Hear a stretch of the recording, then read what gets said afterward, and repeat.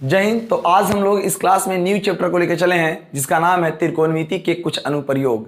Height and distance बहुत important है और यहाँ से एग्जाम में 8 से 9 नंबर फिक्स है, आना ही आना है। क्योंकि पहले के एग्जाम पैटर्न और अब के एग्जाम पैटर्न में काफ़ी अंतर देखने को मिलेगा। क्योंकि पहले एक ही क्वेश्चन 5 नंबर के पूछे जाते थे, लेकिन अब आपको 3 से 4 ऑब्जेक्टिव भी आपको देखने को मिलता है। इसलिए एग्जाम में आपको यहाँ से 8 या 9 नंबर देखने को मिलेंगे निश्चित रूप से। इसलिए ध्यान से बच्चे बढ़िया से पढ़ें, बातों को सीखें। जहां आपको दिक्कत हो वहां पे आप कमेंट करें ताकि मैं अगले वीडियो में आपके लिए बेहतर कंटेंट और दे सकें। लेकिन मुझे पूरा विश्वास है कि बच्चों को दिक्कत नहीं होगा। जो आपको दिक्कत होने वाला होगा ना, पहले ही हम जानते हैं कि क्या आपको कहाँ पे प्रॉब्लम होगा। इस चीज़ को मैं बिल्कुल अपने मन से पहले ही बता देंगे कि आपको कहाँ तकलीफ होने वाला है। अगर आप शुरू से वीडियो को देखेंगे तो मज़ा आएगा, क्योंकि इसमें सिर्फ क्वेश्चन कराने से मज़ा नहीं आएंगे। जब तक आपको कुछ थ्योरी नहीं बताऊं, कुछ इस चैप्टर के बारे में जानकारियां ना दूं, तब तक मज़ा नहीं आएगा। क्या होता है त्रिकोणमिति के कुछ अनुप्रयोग, जिसको दूसरा नाम से ऊंचाई और दूरी के नाम से जानते हैं, और कैसे एग्जाम में पूछे जाते हैं सवाल, कैसे क्वेश्चन को हल किया जाता है, इन सारी बातों को इस वीडियो में चर्चा करेंगे। लेकिन यह एक ही वीडियो में संभव नहीं है कि सिखाया जा सके, क्योंकि इसका थोड़ा सा क्वेश्चन शायद एक ही पूछता हो, लेकिन आपके पास नॉलेज होना चाहिए। इसलिए हर तरीके के क्वेश्चन को हम लोग करेंगे। लगभग ये 4 से 5 वीडियो बनेंगे और इसमें हम लोग केवल पढ़ करके कौन से एग्जाम में आएगा इस पे आपको कभी भरोसा नहीं करना कि कौन सा एग्जाम में आएगा। बस इतना दिमाग में रखना है कि जो आएगा वो हमसे ही बनेगा। क्लियर ना? तो इस तरीके से हम लोग पढ़ाई करेंगे ताकि सभी बच्चों को ध्यान से समझ में आए। अगर कोई बच्चा नया है हमारे चैनल पे तो बिल्कुल आप चैनल को सब्सक्राइब कर सकते हैं। अगर आपको लगे कि हम यहाँ से कुछ सीख रहे हैं, कुछ पढ़ रहे हैं, बिल्कुल, क्योंकि जितने भी वीडियो हम अपलोड करेंगे ताकि आपके पास वीडियो सबसे पहले पहुंचे और आप आसानी से पढ़ाई कर सकें। और जो विद्यार्थी हमारे पुराने स्टूडेंट्स पढ़ रहे हैं हमसे, वो कृपया करके उन बच्चों के पास वीडियो को शेयर कर दें जो विद्यार्थी 10th 2023 में एग्ज़ाम देंगे, तैयारी कर रहे हैं 10th की, और बेहतर परफॉर्मेंस के लिए आप हमारे यूट्यूब चैनल से बने रह सकते हैं। देर आए दुरुस्त आए, इस बात को हमेशा ध्यान में रखना है कि ज़रूरी नहीं कि बहुत लगातार वीडियो बना दिया 50, 60, 100, 200 तो आदमी बोर हो जाता है। इस बात को आप समझिए। कम पढ़ करके 100 में 100 नंबर लाने की चाहत रखने वाले विद्यार्थी ओम साई क्लासेज ऑनलाइन क्लासेस के माध्यम से आप जुड़ सकते हैं हमसे और बिल्कुल निःशुल्क आराम से घर बैठे तैयारी कर सकते हैं। बट आपको उतनी सोचने की ज़रूरत नहीं है, आप आसानी से सीखने का प्रयास कीजिए। हर चीज़ों को यहाँ उतना अवेलेबल नहीं है व्यवस्था कि आपको क्वेश्चन का हर चीज़ लिखा दिया जाए, लेकिन कोशिश करेंगे कि थ्योरी जब तक आपके पास नहीं होगा तब तक आप कुछ भी सीखने के लायक नहीं है। कोई फ़ायदा नहीं क्वेश्चन आंसर बनाने से, क्योंकि जब तक आपके पास जानकारियाँ नहीं होगा क्वेश्चन बनता कैसे है, तब तक आप 10 क्वेश्चन को सोल्व करने से आप कभी सफलता प्राप्त नहीं कर सकते हैं। क्योंकि रट करके ज़्यादा दिन तक आप नहीं जा सकते हैं, है ना? इसलिए नॉलेज के साथ आगे दूर तक ऊंची शिखर के पास पहुँच सकते हैं। बिल्कुल इस चैप्टर में बहुत इंपॉर्टेंट चीज़ों को पढ़ना है हम लोग को, तो ध्यान दीजिएगा और सीखने का प्रयास कीजिएगा। तो आइए सबसे पहले हम लोग बेसिक बातों पर चर्चा करते हैं, डिस्कस करेंगे। हर छोटी छोटी बातों को, हर बड़ी बड़ी बातों को देखते हुए चलेंगे। और जो विद्यार्थी नया है ना, उसे ज़्यादा समझ में आएगा, ऐसा नहीं कि नहीं समझ में आएगा, लेकिन उन्हें त्रिकोणमिति का थोड़ा सा कॉन्सेप्ट ज्ञान होना चाहिए।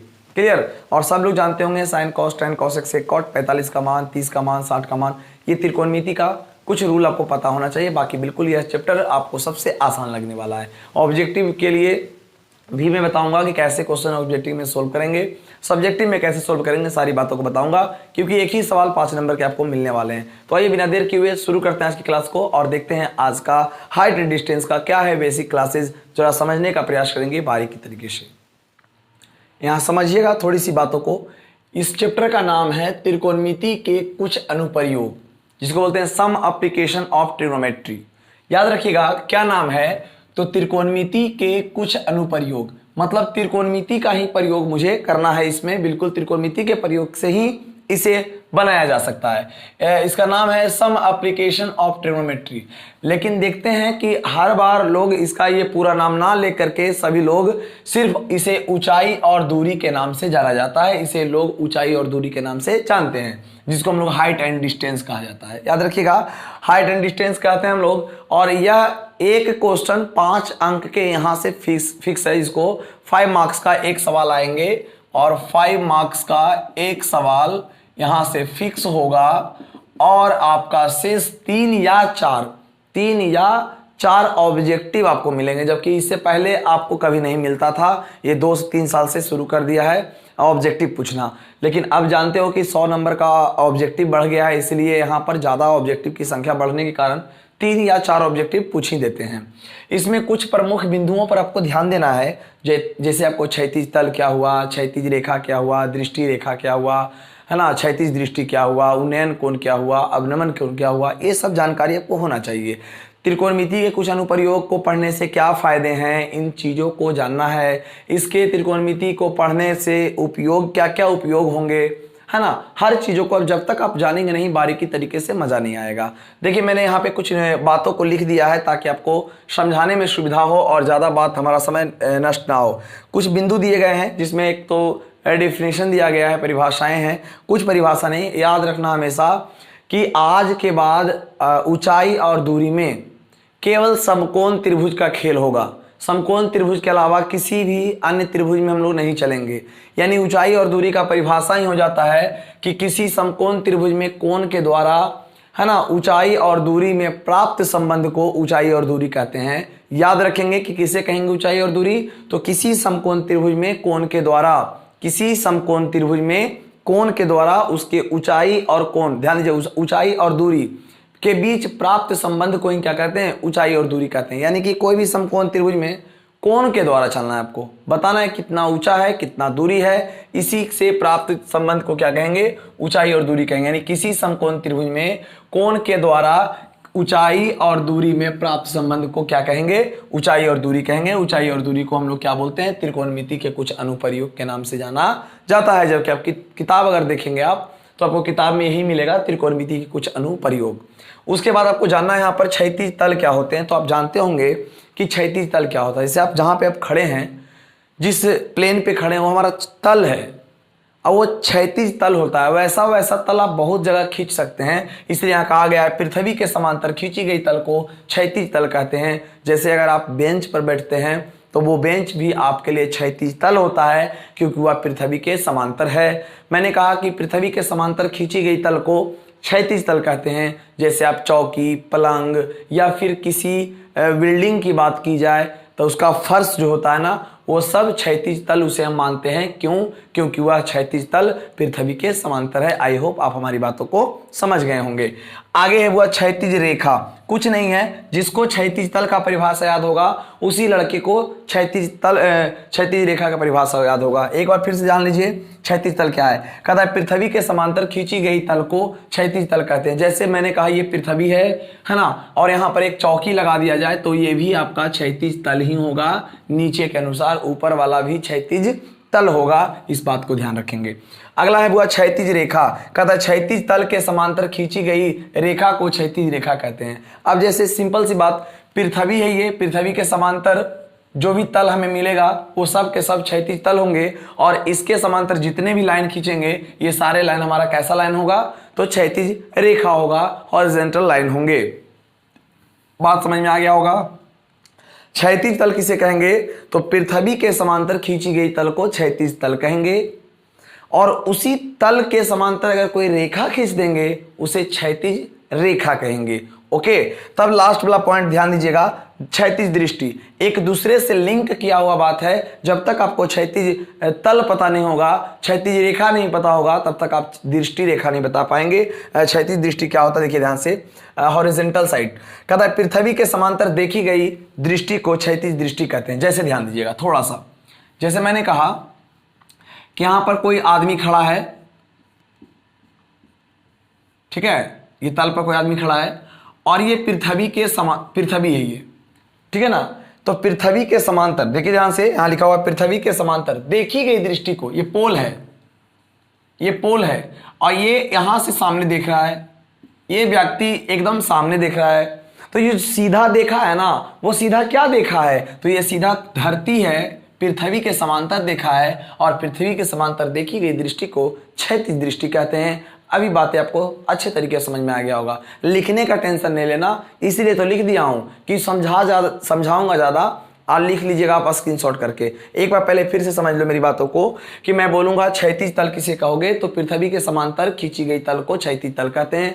क्षैतिज रेखा किसे कहेंगे तो क्षैतिज तल के समांतर खींची गई रेखा को क्षैतिज रेखा कहेंगे। और क्षैतिज दृष्टि किसको कहेंगे तो क्षैतिज दृष्टि कहेंगे पृथ्वी के समांतर देखी गई दृष्टि को क्षैतिज दृष्टि कहेंगे। आप इतनी बातों को सीखे होंगे, बिल्कुल अच्छे तरीके से समझ में आया होगा। ये जरूरी है कि जब तक पता नहीं चलेगा कि दृष्टि तल क्या होता है, क्षैतिज रेखा क्या होता है, दृष्टि रेखा क्या होता है, तब तक आप बातों को नहीं सीख पाएंगे। यहाँ तो लोग कैसे कैसे जानते हैं बताते हैं क्वेश्चन, वो तो बात की बात है। आपको जानकारी पूरा 100% सही जानकारी होना चाहिए आपके अंदर। तो बोलिए इतनी बातें समझ में आई।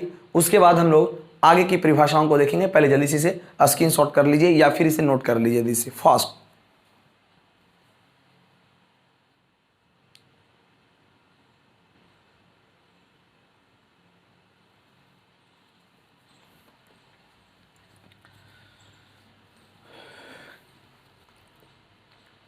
देखिए आगे की परिभाषाओं को समझिएगा। कुछ नहीं है, मैंने जितना बात बताया क्षैतिज के बारे में, क्षैतिज तल के बारे में, क्षैतिज रेखा के बारे में, दृष्टि रेखा के बारे में, तो अभी आपको क्षैतिज दृष्टि के बारे में बताया था। अभी आपको दृष्टि रेखा को समझना है। बहुत ज़्यादा इंपॉर्टेंट है क्योंकि अगर इसके बारे में अगर आपको सही जानकारी नहीं होगा तो आपको क्वेश्चन नहीं बनेंगे। तो क्या कहा जाता है सुनिएगा। कहता है कि जब दर्शक के द्वारा किसी वस्तु को देखा जाता है तो दर्शक का नेत्र और वस्तु को मिलाने वाली रेखा को दृष्टि रेखा कहते हैं। चाहे वो सीधा हो या फिर टेढ़ा हो, ऊपर हो या फिर नीचे हो, उसे हम क्या कहेंगे दृष्टि रेखा कहेंगे।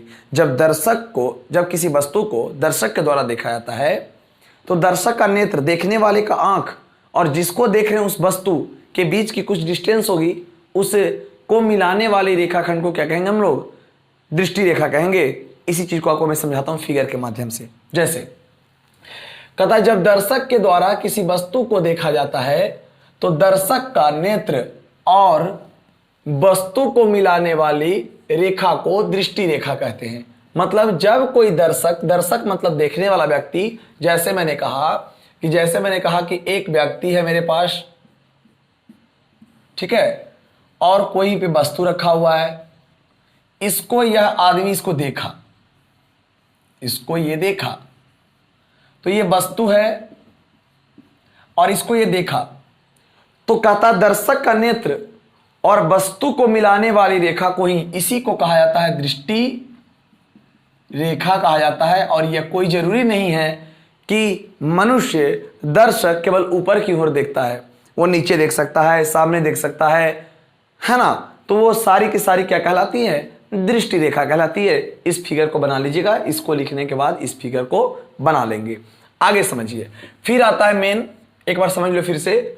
दृष्टि रेखा क्या है कि जब दर्शक के द्वारा किसी वस्तु को देखा जाता है तो दर्शक का नेत्र और वस्तु को मिलाने वाली रेखा को क्या कहते हैं हम लोग दृष्टि रेखा कहते हैं। अब आइए उन्नयन कोण। उन्नयन कोण क्या है, बिल्कुल सिंपल तरीके से, जरूरी है बाबू। उन्नयन कोण और अवनमन कोण दो नाम है यहाँ पे, और ऊंचाई और दूरी, हाइट एंड डिस्टेंस में ये दो नाम बहुत प्रमुख है। ऊंचाई और दूरी किसे कहते हैं आपको मैंने बताया, सारी परिभाषाओं को मैंने समझाया, लेकिन उन्नयन कोण और अवनमन कोण आप जानिएगा। कहता है कि क्षैतिज दृष्टि से जिस कोण के द्वारा ऊपर की ओर किसी वस्तु को देखा जाता है उसे उन्नयन कोण कहते हैं, तो किसी वस्तु को अगर नीचे की ओर देखेंगे उसे अवनमन कोण कहेंगे। रटना कहाँ है, जिस कोण के द्वारा, चाहे वो 45 डिग्री से देखिए, 10 डिग्री से देखिए, 20 डिग्री से, किसी भी एंगल से अगर ऊपर की ओर देखेंगे तो वो आपका उन्नयन कोण होगा, और किसी भी एंगल से अगर नीचे की ओर देखेंगे तो आपका अवनमन कोण होगा। इसी को परिभाषा के रूप में लिख के बताया है कि क्षैतिज दृष्टि से ऊपर, देखिए क्षैतिज दृष्टि, अभी अगर आपको मैं क्षैतिज दृष्टि नहीं समझाता तो क्या पता था आपको कि क्षैतिज दृष्टि क्या होता है, भूल भी गया होगा क्षैतिज दृष्टि क्या होता है।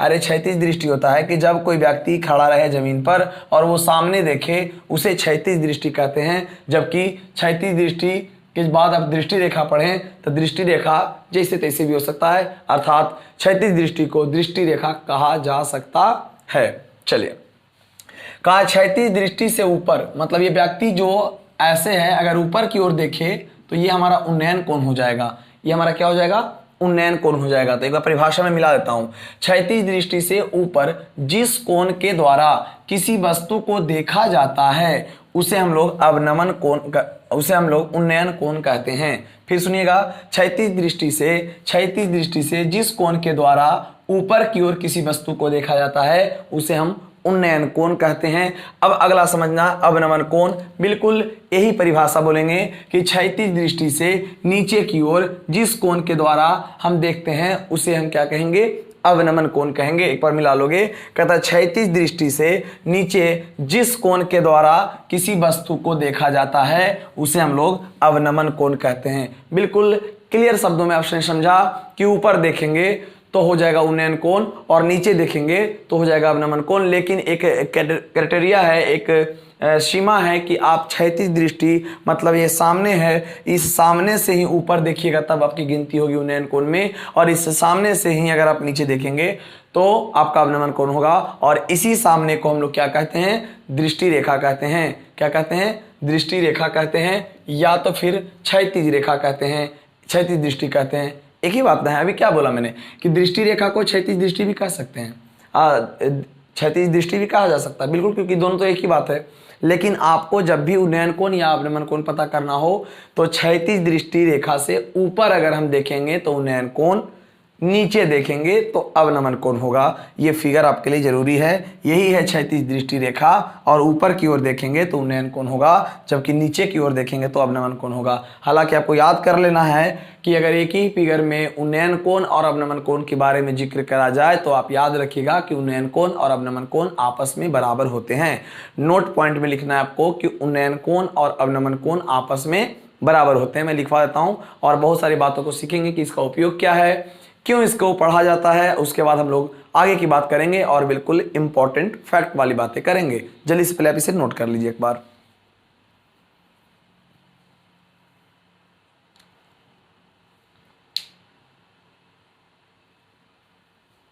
देखिए, इस नोट को नोट कर लीजिएगा। कहता है उन्नयन कोण और अवनमन कोण आपस में बराबर होते हैं, है ना। उन्नयन कोण अवनमन कोण आपस में क्या होते हैं, बराबर होते हैं। कहता ऊंचाई और दूरी का उपयोग, आप जानिएगा कि ऊंचाई और दूरी का उपयोग क्या होता है। तो ऊंचाई और दूरी का उपयोग पेड़ की ऊंचाई, मीनार की ऊंचाई, भवन की ऊंचाई, खंभा की ऊंचाई, चिमनी, बहुमंजिल या टीवी टावर की ऊंचाई इत्यादि की ऊंचाई को हम लोग ज्ञात करने में करते हैं। यहाँ तक कि इसका उपयोग नदी की चौड़ाई या नदी की गहराई भी हम लोग ज्ञात करते हैं। आप लोग को पता होगा कि इस चीज़ों का जो अंतर्गत ऊंचाई हम लोग ज्ञात करते हैं, इन सारी चीज़ों को हम लोग त्रिकोणमिति के कुछ अनुप्रयोग यानी ऊंचाई और दूरी के माध्यम से ज्ञात किया जाता है। यहाँ तक कि इसका उपयोग युद्ध के क्षेत्रों में भी किया जाता है, क्योंकि अभी देखिएगा कि ऊंचाई और दूरी में अगर आपको देखेंगे कि अभी भारत ने एक मिसाइल आप लॉन्च किया था और उसको छोड़ा गया कहाँ, तो पाकिस्तान में। और जब पाकिस्तान में छोड़ा गया तो उसने एक एरिया को देखा कि कितना दूरी वो तय करेगा, कितना एंगल से भेजा जाए। तो पाकिस्तान के एक सुनसान जगह पर उसे क्या किया गया, विस्फोट किया गया। और ये जानकारी अगर उसके पास नहीं होता तो कैसे उतना दूर तक जा पाता, समझ रहे ना। यानी ऊंचाई और दूरी का खेल है। अभी यूक्रेन और रूस में खूब युद्ध चल रहा है, तो ये ऊंचाई और दूरी का ही कमाल है कि यूक्रेन से छोड़ता है और जाकर के रूस में गिरता है, और रूस से बमबारी गोलाबारी होता है और कहाँ जाके गिरता है, यूक्रेन में गिरता है। नहीं तो कहीं भी इधर उधर जा सकता है ना। तो इसकी जानकारियां हमें यहीं से मिलती है। यानी कि इसका उपयोग युद्ध क्षेत्रों में बहुत जोर शोर से होता है, और खास करके इंजीनियरिंग के भी क्षेत्रों में किया जाता है। जैसे मकान बनाना हो, उसके बारे में भी इसका उपयोग किया जाता है। ओके, तब चलिए एक बात और बताता हूँ आपको। सबसे बड़ा इंपॉर्टेंट बात है कि किसी वस्तु को 45 डिग्री के कोण से अगर फेंका जाए ना तो सबसे ज़्यादा लंबी दूरी तक तय करती है। सबसे लंबी दूरी तक तय करती है वह कितना डिग्री से फेंका जाए किसी वस्तु को, तो 45 डिग्री से। अगर आप 60 डिग्री से फेंकेंगे तो बिल्कुल आपका कम, क्योंकि आपका ऊंचा थोड़ा ज़्यादा चल जाएगा तो इसकी जो एनर्जी होगी ऊपर ही चला जाएगा। जबकि 45 डिग्री ना बिल्कुल सबसे ज़्यादा दूरी तय करने में मददगार होता है। 45 डिग्री से सबसे ज़्यादा दूरी तक वस्तु को फेंका जाता है। अर्थात देख सकते हैं किसी वस्तु को 45 डिग्री कोण से फेंका जाए तो वह सबसे अधिकतम दूरी तय करती है। इस बात को ध्यान रखिएगा। एक बार फिर जान लीजिए, इसका उपयोग मंदिर, भवन, पेड़, खंभा, पोल, चिमनी, मीनार, आप लिख लीजिएगा। टीवी टावर भी लिख लीजिएगा। टीवी टावर या इत्यादि की ऊंचाई ज्ञात करने में किया जाता है, और नदी की चौड़ाई गहराई भी ज्ञात किया जाता है। यहाँ तक कि आजकल इसका उपयोग युद्ध क्षेत्रों में और इंजीनियरिंग के क्षेत्रों में भी जोर शोर से किया जाता है, इस बात को ध्यान रखिएगा। 45 डिग्री से किसी वस्तु को फेंका जाए तो वह सबसे अधिक दूरी तय करती है, इस बात को भी अच्छे से जानेंगे आप। कहता त्रिकोणमिति के कुछ महत्वपूर्ण कोणों के मान सारणी। अरे बहुत जरा जरूरी है, इसको समझना आपको है कि अगर आपको 0 degree, 30 degree, 45 degree, 60 degree, 90 degree और ये सब मान अगर आपको याद नहीं होगा ना तो बिल्कुल आपको त्रिकोणमिति तो कभी समझ में आ ही नहीं सकता है कि क्या होते हैं। क्लियर ना? तो इस बात को आप जानिएगा कि त्रिकोणमिति के कुछ महत्वपूर्ण कोणों को आपको जानना जरूरी है, क्योंकि मैंने पहले भी पढ़ा रखा है वो साइन, कॉस, टैन। और आगे के कॉसेक से कॉट क्यों नहीं पढ़ाया गया? तो क्योंकि इसकी जरूरत पड़ने ही नहीं देंगे हम आपको। अगर आपको याद है तो उससे ही बनाएंगे तो भी आपका वही आंसर होगा जो मैं इससे बना रहा हूं। तो इस बात को गौर कीजिएगा कि मैंने कहा आपको कि त्रिकोणमिति के कुछ महत्वपूर्ण कोणों के मान सारणी, यानी कि थीटा का मान में आ गया 0, 30, 45, 60, 90। साइन का बोलेंगे साइन 0 डिग्री का मान 0, साइन 30 का मान 1/2, साइन 45 का मान 1/√2, साइन 60 का मान √3/2, साइन 90 का मान हो जाएगा 1। कॉस हो जाएगा 0 का मान 1, कॉस 30 का मान हो जाएगा √3/2, कॉस 45 का मान 1/√2, कॉस 60 का मान 1/2, कॉस 90 का मान हो जाएगा 0। फिर बोलेंगे tan 0 का मान हो जाएगा 0, tan 30 का मान 1/√3, tan 45 का मान 1, tan 60 का मान √3 और tan 90 का मान अनंत हो जाएगा। इस मान को आपको याद करना बहुत जरूरी है, नहीं याद होंगे तो फिर बिल्कुल बहुत दिक्कत होगा। इसे आप नोट कर लीजिएगा। और बिल्कुल एक बात और लिखवा देता हूं यहीं पे लिख देते हैं, ध्यान दीजिएगा। एक नोट लिख लीजिएगा आप कि सभी यानी पेड़ पौधे जो भी दिए जाएंगे ना, सभी को हमेशा लंबवत माना जाता है। इसको सबसे लास्ट में लिख लीजिएगा इसे। यानी कि अब आपको चिमनी दे देंगे, पेड़ दे देंगे, मीनार दे देंगे, कोई भी वस्तु का नाम दे दें तो आप हमेशा समझिएगा कि यह बिल्कुल क्या है, लंबवत है। और इसे आप इसलिए जानेंगे कि यह लंबवत इसलिए माना जाता है क्योंकि अब जब भी बनाएंगे तो 90 डिग्री पर ये खड़ा स्ट्रेट होना चाहिए, तभी आप क्वेश्चन इस पे बना पाएंगे, क्योंकि समकोण तभी बनाया जा सकता है। ठीक है, तो सबसे पहले आपको ज़्यादा फिर आपको ऐसा ना हो कि बोरिंग सा फील हो, लेकिन थ्योरी बहुत ज़रूरी है। मैंने थ्योरी तगड़ा दिया हो और बहुत तगड़ा है, अगर इतना पढ़ लेते हो तो मैं वादा करता हूँ कि आपको एक क्वेश्चन परीक्षा में नहीं छूटेगा।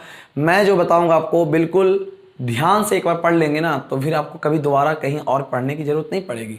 इसलिए विद्यार्थी जी आपको कहेंगे कि आप बिल्कुल आराम से शालीनता से जुड़े रहें हमसे और बहुत फ़ायदा मिलेगा। और अपने मित्रों को जरूर बताएं ताकि हमें पढ़ाने में और भी एनर्जी मिले, लोग हमें ज़्यादा से ज़्यादा जुड़ेंगे हमारे साथ, तो मैं आपको ज़्यादा बेहतर कंटेंट और ज़्यादा प्रयास आपके लिए करूँगा। ठीक है ना? क्योंकि आप ही हैं जो एनर्जी हमको मेहनत करने पर मजबूर कर देते हैं, है ना? आप ही हैं जो हमें मेहनत करवाइएगा।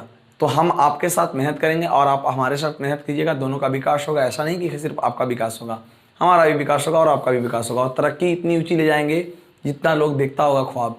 क्लियर? तो आज के लिए बस इतना ही रखते हैं, फिर नेक्स्ट वीडियो में मिलेंगे, क्योंकि वीडियो ज़्यादा लंबा हो दिक्कत हो जाएगा। इस पर प्रैक्टिस वाले क्वेश्चंस अगले वीडियो में करेंगे, ताकि कोई भी विद्यार्थी ना कहे कि बिना थ्योरी का हमें किताब बनाना शुरू करवा दिया, कुछ कंटेंट था ही नहीं मेरे पास और कैसे क्वेश्चंस बना पाएंगे। लेकिन हाँ, अगले वीडियो में जब आप मिलोगे ना तो ये जितना भी पढ़ाया हूँ आपको एकदम कंठस्थ याद होना चाहिए, पूरी बात एकदम आसानी से आसान शब्दों में याद होना चाहिए। नहीं याद है तो फिर बेकार है पढ़ना।